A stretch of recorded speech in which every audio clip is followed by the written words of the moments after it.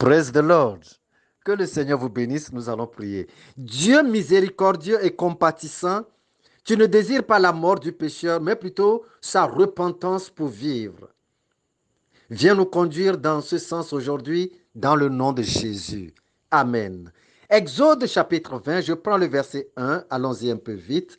Alors Dieu prononça toutes ces paroles en disant, verset 2, je suis l'Éternel ton Dieu qui t'ai fait sortir du pays d'Égypte, de la maison de servitude.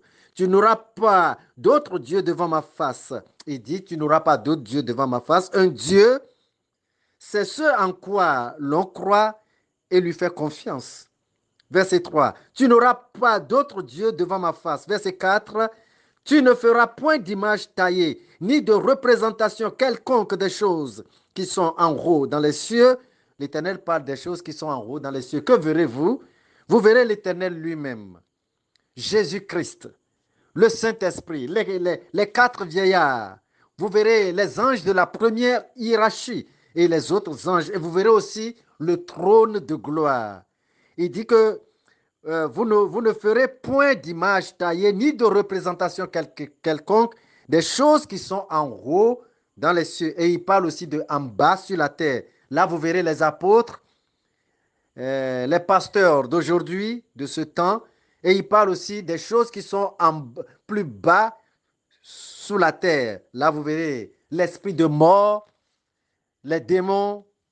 Verset 5. Il dit, tu ne te prosterneras point devant elles et tu ne les serviras point, car moi, l'Éternel, ton Dieu, je suis un Dieu jaloux qui punit l'iniquité des pères sur les enfants jusqu'à la troisième et quatrième génération de ceux qui me haïssent. Verset 6. Et qui fait miséricorde jusqu'en 1000 générations à ceux qui m'aiment et qui gardent mes commandements. La suite vous sera développée demain par la grâce de Dieu. Mais aujourd'hui, dans le verset 3, il dit, tu n'auras point d'autre Dieu devant ma face. Et dans le verset 5, il dit, car moi, l'Éternel, ton Dieu, je suis un Dieu jaloux. Moi, personnellement, je ne comprenais pas la raison de cette jalousie de Dieu avant ça, avant. Et Dieu a voulu me faire comprendre la chose. Et il est arrivé un moment où ma fille adoptive montrait un empressement à servir d'autres personnes que ce qui la concerne à la maison. Je n'appréciais pas cela.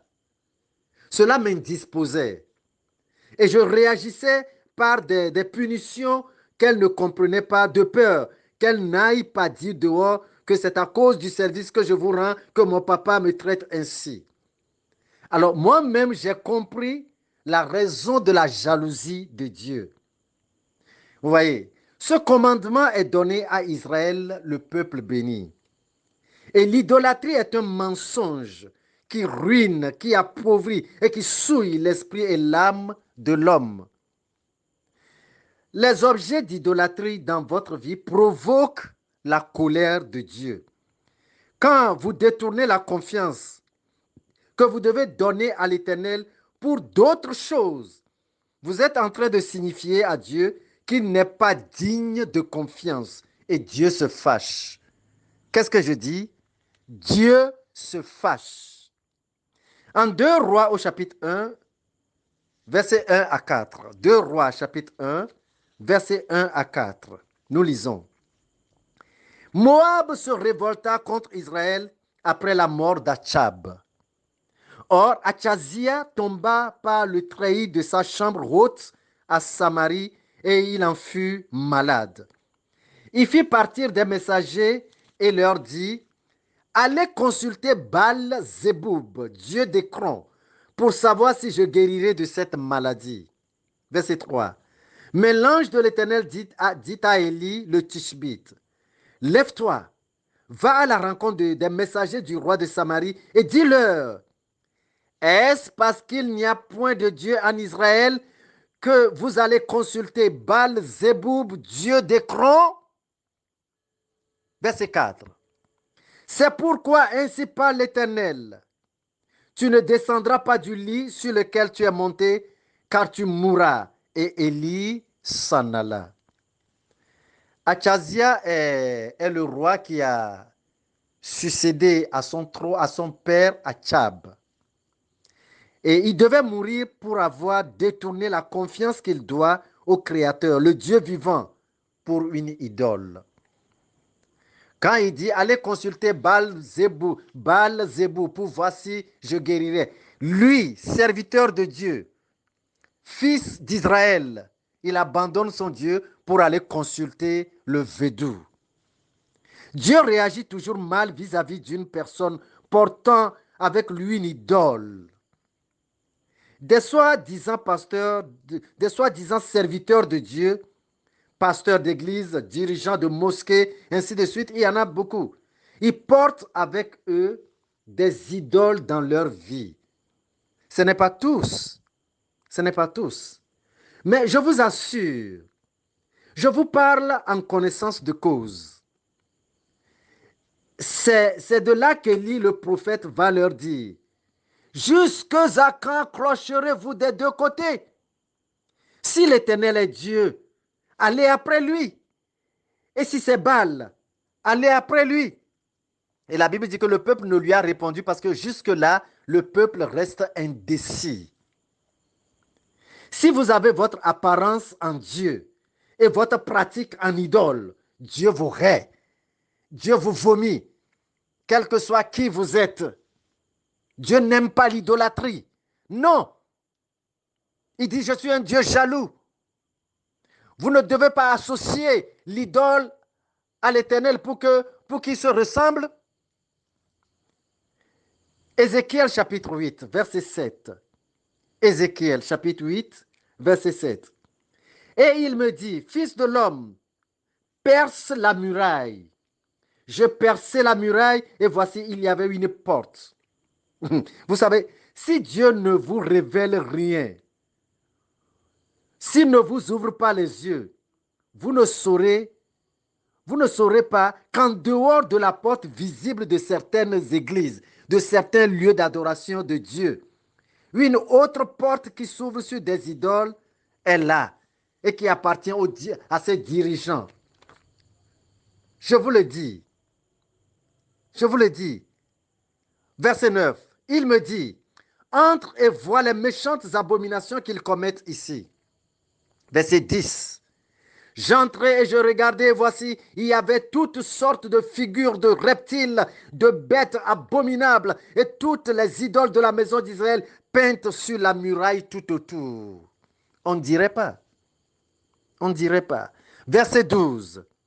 Et il me dit, fils de l'homme, vois-tu ce que font dans les ténèbres les anciens de la maison d'Israël, chacun dans sa chambre, pleine de figures, car ils disent l'Éternel ne nous voit pas.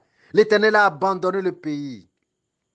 Vous serez surpris que des gens qui se disent adorateurs de Dieu, ont des idoles dans les poches, autour de leurs reins, dans leur maison, sous leur oreiller et partout, des gris-gris. Vous serez surpris.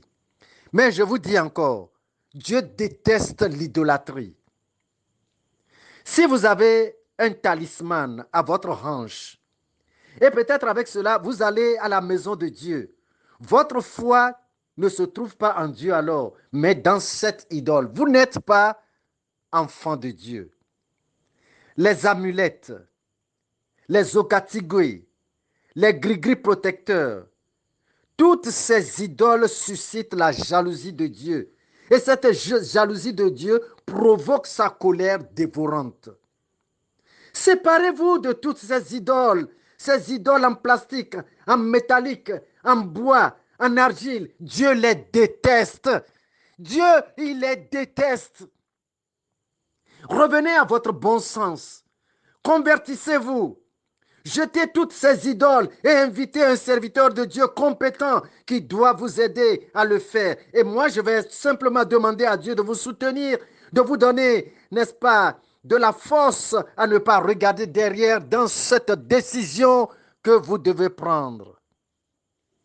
Si vous êtes prêts, soulevez vos mains vers le Seigneur. Vous êtes seul écoutant ce message. Soulevez votre main vers le ciel et repentez-vous. Et moi, je vais prier les yeux fermés. Seigneur Dieu, tu as dit, à qui me comparez-vous pour qu'il soit mon égal? Je réponds, Seigneur, il n'y en a pas. Tu es le seul vrai Dieu. Tout le reste est un mensonge. Donne à ton serviteur la force de se détourner des idoles. Délivre-le des liens de toute idole. Que toute relation entre lui et les idoles soit rompue au nom de Jésus-Christ. Que les souillures de son âme et de son esprit causées par les idoles soient ôtées, Seigneur. Que l'idolâtrie qui constitue le pont, le reliant à l'enfer, tombe maintenant au nom de Jésus-Christ. Seigneur, rends-le ferme dans sa décision. Merci, mon Rédempteur, parce que je sais que tu as fait grandes choses en ce moment. Même si mes yeux ne l'ont pas vu, tu as fait grandes choses. Reçois la gloire, la louange, l'adoration, l'élévation. Oh, merci, Seigneur, pour ce que tu viens de faire. Merci. Au nom de Jésus, j'ai prié. Amen. Que le Seigneur vous bénisse et partagez le message avec d'autres personnes en guise, en signe d'évangélisation. Et le Seigneur ne manquera pas de vous bénir.